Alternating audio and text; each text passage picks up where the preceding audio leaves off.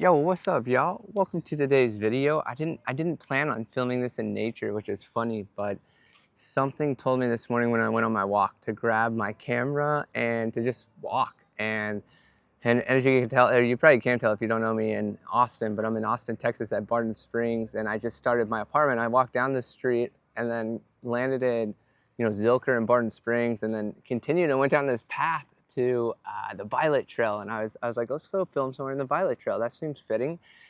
And then I went on the Violet Trail, and I'll get into the point here, I promise, I went on the Violet Trail and was excited to go on it, and then got eaten alive by mosquitoes, and I was like, fuck this, and turned around and came back, and this is a bench I saw on my walk, and I was like, man, I kind of like to film a video there, and then double took it, and I'm here.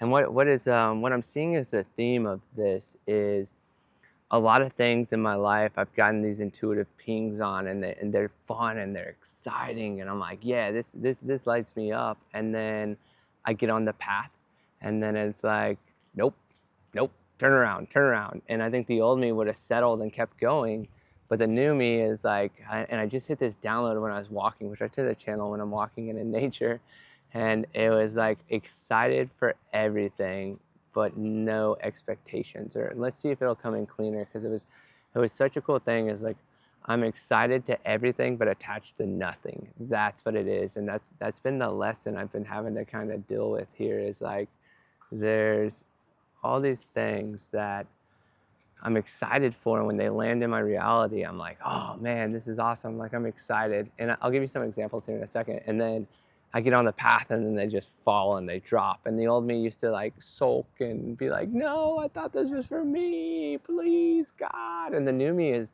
this realization where it's like, what's for me will be there for me. And it's okay to get excited about stuff, but don't attach to stuff where in the past it used to debilitate me. And there used to be a lot of grief, a lot of sadness, and a lot of momentum lost from things that I got excited about that didn't turn out how I thought they would, and they turned out exactly how they needed to, right? Like, that's the irony in this. Sorry, the light is just changing like crazy. We should have just left it where it was at. But anyways, you guys get the theme of that, and it's like the new way I'm looking at it is a lot. Oh man, we got a lot of sunlight coming out. Like, this is a great example of everything that's happened. Is this like this sunlight just coming out, but it's like, how symbolic. Like, as I'm stating this clarity, like the sun's coming out, and the sun hasn't been out here in forever. And oh my goodness, wow, this will be a fun message to play with, but we're gonna keep going. Because it's like there we go, now the sun's dropping. But just like the craziness of all that it's been a ride, and in the past it's something that debilitated me, like I said, but then it was this sense of just like, it's okay to get excited about stuff, and if it doesn't work out, don't grieve it. Like, allow yourself to process whatever emotions show up. Like, for instance, I went on a date last night, and I was like, man, I was excited for it, and was vibing with the chick, and then she felt it, I felt it, and it was like, yeah, this was a dope time, and I was curious to learn more, but wasn't feeling anything deeper than it was a good friendship. And then she texted me this morning and was like, yeah, I had a great time too, but wasn't feeling anything romantically. And I was like, yeah, I kind of sense that too. So, and I was like, bummer. And I let myself feel it for a second. I was like, yeah, I was kind of excited about that. But then I was like, at least we found out now, so we can keep going. And I was like, I like somebody who's more spiritual and more motivated, but can also ground and relax, because it's such a unique person that I'm looking for. So like, why would I think it would show up right away? Like, I'm excited for it, but I'm not in this mindset of like, I have to find it. Like, I feel like a lot of people are like, oh, I have to find my person. I have to, and I'm just like, I'm ready for them when they show up, but I'm not going to force them to be who's in front of me if it's not them.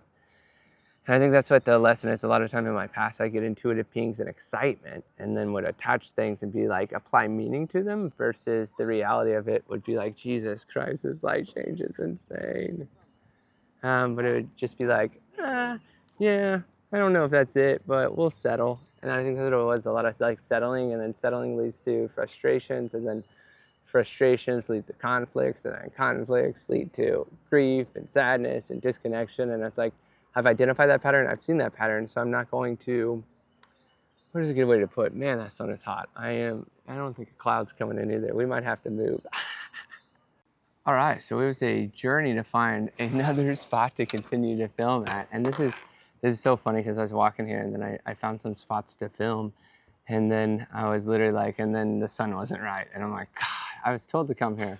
And then I was like, all right, let's not get frustrated with it. Let's find this spot. And then finally we found a spot. And today the theme is the benches in the shade. And I don't know what that's symbolic for, because it's like without attaching meaning to it. It's like a bench is somewhere that you rest when you're on the path, which is pretty symbolic. And I'd say where I was getting at on that last part, I gotta remember because I didn't go back and watch it, but it was essentially this sense of like getting excited but not being attached. Because last night I went on a date and I was excited for it, and we were vibing through text, and then we hung out, and it was fun, but it wasn't like, there wasn't that romantic edge to it, and I sensed it, but I was also like, it's only the first date. Like, I didn't show all my cards. And then woke up this morning and was feeling a little heavy, and spiritually and emotionally was a little heavy. And I was like, well, that's interesting. I took a lot of rest yesterday. I got some simple stuff done and had a fun date.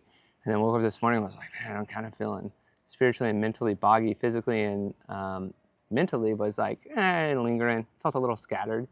And then got a text this morning that was like, awesome time last night, enjoyed it, but don't sense anything romantic. And I was like, thank you. I thank you for your directness, and I can agree with that. And then was like, well, that's interesting. And then, just a bunch of other stuff, like, nailed out this offer. And then I've had, 3 or 4 calls or 3 or 4 people circling it, 5 today with a meeting I have at 4. And then everybody's been like, oh, this is dope. And they get it. And they don't have the money for it. And it's like, man, bummer. But even on the backside of that is like, I sensed this halfway through building my offer was like, I feel like my personal brand is just going to blow up. And I just did this personal brand offer to showcase to myself what I can do. And we've done 2 build outs on the first one, and they're 2 really good friends too. And one is a client for a long time. One is somebody that I met on the path. And it's so cool to see how I essentially gave them a house that they can always return back to. And it's so authentic to them. And it proved the concept of the offer, but without forcing the offer. Like, I'm excited to put them out, and I did yesterday. And but you get what I mean? It's like there's these lots of glimmers, but then there's a lot of letdowns. And I think the letdowns used to like put me into guilt, shame, grief, sadness. And I think those are, and then it was like caused my heart to close, and then I'd go into, solidarity or solitude, and then, we'd open up into loneliness, and then that, it's like a massive cycle. And I don't do that anymore. I got that text today and I was like, dang it. But I was also like, I vibe with that. I'd rather have somebody who's more adventurous, more outgoing, more driven and motivated, can relax, but can also like plug in and go, which is such a hard balance to find. And knowing that it's like I'm so unique and the life I live is so unique, and it's going to take a really, really unique person to fit that, So, but then even in like business and investors and stuff, it's like a typical investor won't understand me. It's like I'm looking for somebody who is very spiritual, very into human design and metaphysics, and because that's like the whole thing we do is we're selling authenticity essentially, and authenticity makes marketing really easy and sells really easy. So I'm selling the frequency to sovereignty, which is so cool because it's like, how do you know there's a frequency to sovereignty? Because I found it. I found it on my journey, and it's incredibly shifted my life, and that's what I want to share with other people.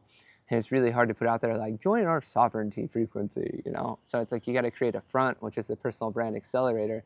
And in order to create the personal brand accelerator, first we got to use metaphysics to identify the authenticity of the soul and how you plug into this reality. And you think of it all like a machine. It's like, here's one machine needing a key to fit into it. And that's what we do, is just help you understand who you are and how you fit into reality. And then those deep things that you've always wanted to do that you haven't done, and doing them and putting them out there and getting the blocks out of the way just allows everything to come to you. And it's such a cool experience. But, as a whole, it's just like I've been excited about a lot. And I think in the past I stopped getting excited because I was like, man, we've been let down a lot. Like, why would we get excited about stuff? And then that leans into numbness. And if you've ever been numb, like, that feels worse than getting excited and getting let down. So then it's like we've throttled it back where we still get excited for when new things come in, right? Like new curiosity, excitement, like those are all things I love. And then to have it not pan out, and it's okay to feel it for a second and be like, dang, man, I feel a little sad, a little bit of grief, but also I can understand, and in understanding, then I appreciate that it showed that it wasn't for me, and I'm grateful that I leaned into it to see if it was something that would show interest into me, right? Which is like an oxymoron, and it's funny, we're hearing construction stuff, and it's like we're going through the work, and it's like, it's so funny. Even on earlier in that video, I noticed that, whatever, we're just gonna go through this. But it's like, I noticed in that video that as I was processing it, we went from a cloudy day to the sun coming out, and I was like, interesting. And then, here we're working through it, and there's people working on stuff here, and it's like, that is something that's a mental projector, is like, I have built a gut and a strong sense of self, but my environment endlessly guides me, and I know that in human design. And that's a 1% perspective in this world. And if you take down my lines and stuff, it's like less than 0.15% of the world's perspective is how I view it, but I've had to learn. And then also when there's a lot of misunderstandings of how people view me and how they want to project, how they need these fortresses and all these things to live in their reality, I can understand it, but I'm also like, I think it's a very out-of-dated, conditioned way of living. Humans are very animalistic. We're very nomadic. We need minimal structure and maximum play, maximum curiosity. Curiosity is motivation. We don't need Adderall. We don't need all this other stuff. We need fun. We need curiosity. We need excitement. We need the lows to balance out the highs. We need contrast, right? Like, we don't need to know exactly what we're doing every day for the next 3 weeks. Like, that would drive me insane. Like, I don't know how people do that. When I know what my calendar looks like for the week, it exhausts me because it feels like restrictions rather than expansion, And that's how I choose to live, but that's very unique to my design. It's a 2-4 mental projector, single definition with a right angle cross of Eden. And it's my job to create, heaven on earth, and wherever I walk becomes heaven. And I've created it internally and externally, and now it's time to share it with the world, with the people who are looking for it, because there's a common trend as like the offer is so well placed. It's so cool when you can go through a problem, you create a solution, and then it's a solution for others. And that's the truest sense of the soul's purpose. And when you can find the soul's purpose, it's incredible what starts to unfold. And that's what I thought. Stuff that was coming in were like glimmers of what was about to unfold. But then I was like, universe snuck one in on me, which I can appreciate. I never mind it when the universe tells me one thing intuitively and sneaks in another, because this is a test. And it's identifying if I'm going to attach and be, sad, or if it's, something that I can learn to work through. And, I did. And it's been a fun process. And even with that, I didn't feel like today I'd be working magically. And it's like turned into a chill rest. And I do feel that. I do feel whatever's coming in behind this day, this week. We're on, what is today? April 24th and 25th. And on April 27th, Gemini goes into Uranus. And I didn't plan on talking about this in this video, but we're going to talk about it as the last 7 years have been a theme. And those themes are wrapping up, and they tend to wrap up with the max expression at the very end and the very beginning. And it's so funny, 7 years ago I left nursing and jumped into entrepreneurship, but what really happened is Uranus has been in Taurus in my 4th house, and my 4th house of safety, security, pretty much your home and your family has been the most unpredictable over the last 7 years. It has been just like literally. And when I jumped from nursing to entrepreneurship, got a nice contract to get a nest egg, and then went into like this poverty, scarcity, just came in everywhere. And it's never something I believe in, but it's something I had to live through. No matter how hard I tried over these past 7 years, I was like, would make a $12,500 gig and get half the deposit, and was like, yes, we have stability. And then got my camera and gimbal stolen, and then had to spend all that money to fulfill the contract. And I was like, shit. And then, finished the contract, and it was just in time to pay my bills, and then slow season started. And it was like this trend over the last 7 years I identified today. It's always fun when transits end. You can look backwards in astrology and be like, oh my God, that's what we were doing. And it was just like through unpredictability in my home and my finances and stuff, it was just like, man, we grew so much. It's like I'm attached to nothing. I'm open to everything, and I am resilient, and I can persevere, but I also know when to stop. And I also know when too much instability is creating chaos rather than growing. But I mean, overall, I've grown, I've integrated my shadow over the last 7 years. I have let go of a scarcity mindset. And I'm even going to Phoenix right now with like less than $100 in my pocket, and I've built an offer, and I'm continually building for it because I'm like, shit's gotta work. And as soon as, and what I was getting at too with this is like Uranus peaked into Gemini last year, and a lot of success came in out of nowhere. I think I shot 2 courses, moved to Austin, and finished up another gig. Like I had literally like a $20,000 month out of nowhere when Gemini was in Uranus. Wonder what that was from, But it's stuff like that my brain notices, and then Uranus is going to be in Gemini starting on the 27th, and it won't be instant, but I think a lot of stuff happens. Like I've had a lot of cool people come into my life that I'm excited about, but I'm not attaching their meaning to, and not closing out anybody else outside of that. But today, even like I have a meeting for a prospect for a brand I acquired to sell it, and then the offer's perfect for him to build it. And I was like, oh, this could be cool, something I'm noticing. And then going to Phoenix to go see Mike. I love Mike. Mike, who used to be Mike Stud, now it's just Mike. Get to go see him in Phoenix, and it's a $16 flight. Like, what a blessing. Found it last night through Frontier Go Wild Pass, my favorite pass in the world. And it's given me the ability to find cheap flights to, even though this problem is something that I'm not, I feel like the universe, the planets block us, and they open up to us too. It's like, this feels like what I call a celestial block. It's like, it's something that I can't force. And it's funny that the universe has been like, rest, because I feel like something's about to take the fuck off. And I've noticed it and I've sensed it, and I've never been one to rest, but I've noticed since Uranus has been in 29 degrees Taurus, it's like the anoretic where it's just a nightmare, right?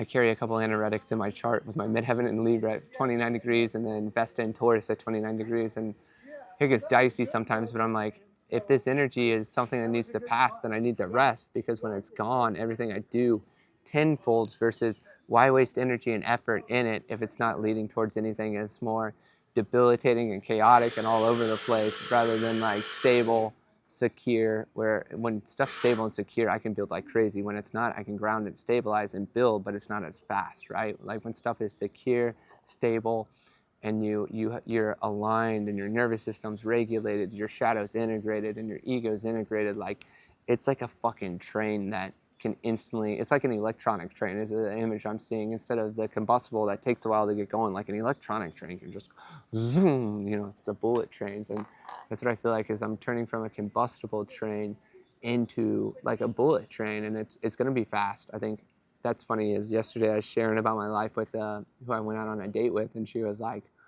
wow, it seems like everything's just, she essentially said unifying in her own way. She's like, it seems like everything's just coming together for you and life's about to take off. And I was like, yes. And I remember when I said that, I felt her like shy away, and I was like, well, I'm not going to live outside of myself and say that that's not going to happen, because I feel it, she felt it, and it was a cool mirror and reflection. And then to see her kind of clam up with that, I was like, that was the moment I was like, yeah, I don't think this is going to work out, but we're here, so let's have fun. And then, yeah, to see how it all landed is like, it's like I said, it's something I was happy for, but overall, it's like, I think everything I'm excited and really, really open to, and like ready for it, but it's still just like waiting for it to get here and not forcing anything. And the saying is source, not force. That's in I created a book of 64 keys to sovereignty, and there are a bunch of one-liners, and I think the first one is source, not force. And it's like the divine always guides us. It's like we might get this close to losing our car, or this close to losing our apartment, or have that day that we have to pay maybe $100 in fees. Like I've been through all those, but it never happened. Like the scariest moment never happened. It got really, really close, and our brains can attach to it. Like it got really, really close, which translates to like, it happened, but it didn't really happen, And that's what I tell a lot of people. It's like we get really, really close to a lot of shit fucking up our lives, but did it actually happen? And they're like, no, thank you for that. And that's what I always share that gift of like, a lot of stuff gets really close and it scares us, but it didn't actually happen, so we can't apply meaning to it. It's like flip it and look at the opposite side and be like, I came really close to a lot of bad shit happen, but nothing bad happened, and I made it through. And yes, there could have been a couple late fees, or I had to have a couple uncomfortable conversations, but I grew and I learned a lot. And I also learned, like, I'm in a receiving lesson right now. So Lord, everybody wants to be in a receiving lesson when they're a giver all the time, until they realize the receiving lesson comes from having nothing and having to ask for a lot and be open to receive a lot. And it makes, at the start of it made me feel small. But then after I felt it, I was like, well, I got everything I'm asking for, though it's not in the way I wanted it. I got what I asked for. So we're going to lean into it.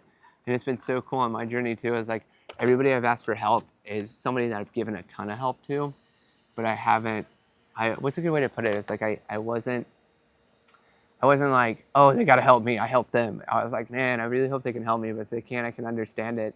And I had to be vulnerable and I had to ask for help, which I still am not a fan of, right? But it's something I know to do when I need to do it. And even for like, I'll drop this to go to Arizona. I told Aaron, I was like, well, cash is pretty tight, buddy. And he really wanted me to come to this concert. And I was like, man, I really want to go too. But what did I tell him? I was like, honestly, I'll get a Go Wild flight. They're $16 if you really want me there. I'm okay with selling my ticket, but if you really want me there, oh, thank you. I will like Venmo me $16 for the flight. Did it right away. And I was like, cool. And I found one. And then I was like, you're also responsible for getting me a flight back when I have to come back to Austin. He's like, cool, we'll make it work. Perfect. And it's like, that's the essence. Is like, I've learned that I can ask people for help, and I'm not, if I'm demanding it, then they have to help me, and I get it, you know, like I don't demand it at all. I just am open and I ask, and I put the cards on the table, and then we have a conversation. If it lands, it lands, and if it doesn't, it doesn't. So I think that's the blessing of it all, is to be open to everything and excited for what can work, but also if something doesn't work, don't attach to it, let it go and let it be, because something better is coming in. And don't drop into those little emotions. Like, feel the emotions, but allow yourself to come back up. And that was, oh man, that came in hard. Aya showed me that was my main ayahuasca lesson. She started off on 100 out of 100 and dropped me to 0 and purged my ass off. And then I was like, what the fuck, Aya? And then we went back up, and she's like, I'm sorry. And then we went up, and I'm like, woo, this is fun again. And she dropped me, and I was like, what the? And as soon as I was showing those negative emotions, I kept purging, and then instantly I caught it. And I was like, oh, okay, thank you for that. I appreciate that. We needed that. And she's like, no. And I purged some more. And then I was like, well, thank you for showing me how going from the high to the low is part of life. But when we are in the low, how we navigate it and what we feel about it is how we go back up to the highs. And that is a life-changing lesson. And that is exactly what I've worked through this past, I would say, 2 months. Yeah, that's coming in full circle. That's been a big lesson these past 2 months. And I think I passed it today, because I was like, man, I was excited, but like, I can agree. So that sucks, but I'm glad we both had this conversation, could see it. But I'm open to hanging out with you some more as like a friend. That's cool. And then, yeah, all the other disappointments, I've kind of been like, man, disappointments are everywhere. And disappointments are everywhere. It's the lesson. So I've been like, well, these are things I was happy about, but I'm disappointed that they didn't work out. But now I'm curious and open to how they're going to work out better, without like attaching to what better is. It's just like keeping my eyes and my sensory open, but not looking for it at the same time, which is an oxymoron in itself. But yeah. But anywho, I think that's it. I think it's just be excited to everything. Don't set expectations, but have some. And then if it doesn't work out, feel the emotion. And then from there, like, go back up to the high. Like, return back to the vibration and that feeling that you had before, that little, like, kick in the knees or kick in the stomach, punch in the stomach hits you, and you're like, oh. And then you're like, okay, I felt it. Let's be curious about what's next and what's going to open up. And I think that's a message. And if you guys want more of these kind of like messages and content, I have a school community called Enoch. It is free. There are master classes in it for astrology, numerology, human design, and astrocartography. And then we're also going to do AI and Akashics. I need to film that here soon. Yeah, it's dope. It's a super dope community, and that's the pipeline for the offer. It's the Personal Brand Accelerator for 12 Souls, where we build out your lifestyle, your dream lifestyle in segments while you're still working with your clients and maintaining your lifestyle. This is a 90 minutes a week commitment where we essentially build out your segments, your offer. We create highly converting landing pages that are super dope, super custom, and they just shine your authenticity so that we can build as many multiple revenue streams as we can for you while you're still doing what you're doing, but we're proving your concept and building you a life forward while you continually live in the one that's comfortable, but not for you. And then all those segments that we build are 50-50 profit splits for 2 years. But after that 2 years, it's all yours. Because I think it's the greatest gift I could give anybody. It's like, let me show you how dope this is while we build it together and split the profits. But then when you complete it, it is all yours. And both those links will be in the description box below. Also with some other links. I've built some really cool ebooks. The Unified Field Theory is going to be a foundational piece of work that puts me in the mainstream. It's an incredible perspective of reality. And oh man, if it's calling you, read it.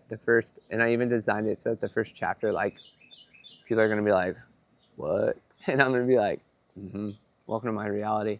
So cool what I can see through on illusions, and to be confident enough now to share it, and gifted enough to know it and open up to it and sense it and channel and share it and use AI to help pull it together. It's such a blessing. And the other one's called The Sexy Moron. It's a ebook, and it's a lead gen tool that puts people in these things too. I'll put both those links in the description box below. They are foundational pieces of literature in my life that have been the hardest lessons I've gone through, but have taught me the most. And that's what I'm sharing with people. And it's like everything we do in the Personal Brand Accelerator on the metaphysical aspect point, and what we talk about in Enoch is in the books. And it's just like very, very clearly defined in, 25 pages for The Sexy Moron and 31 for the Unified Field Theory.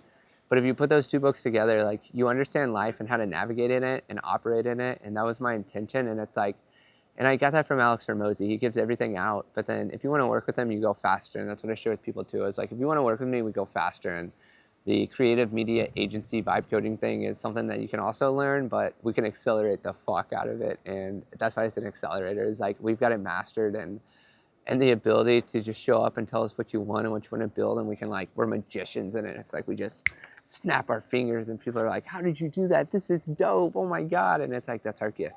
That's how we can do it. And that's what we're sharing with the world. But what we want you to see is not our gift and how magical we are. We want to show you your gift and how magical you are, and how you can endlessly create a shift in this world by simply being you and doing everything that you wanted to do in this lifetime, but haven't had the support, the empowerment, the tools, the talent, the wisdom, the skills right in front of you to help you build it.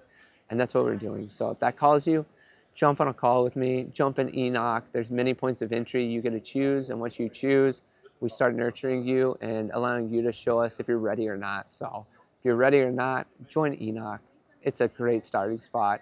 If you feel called, jump on a call with me. I love chatting with people. They are 30-minute calls, and we'll even walk you through a cool exercise that'll change your life, even if you don't want to be in the offer. So, boom, proof's in the pudding. Get you some pudding, and peace out, y'all.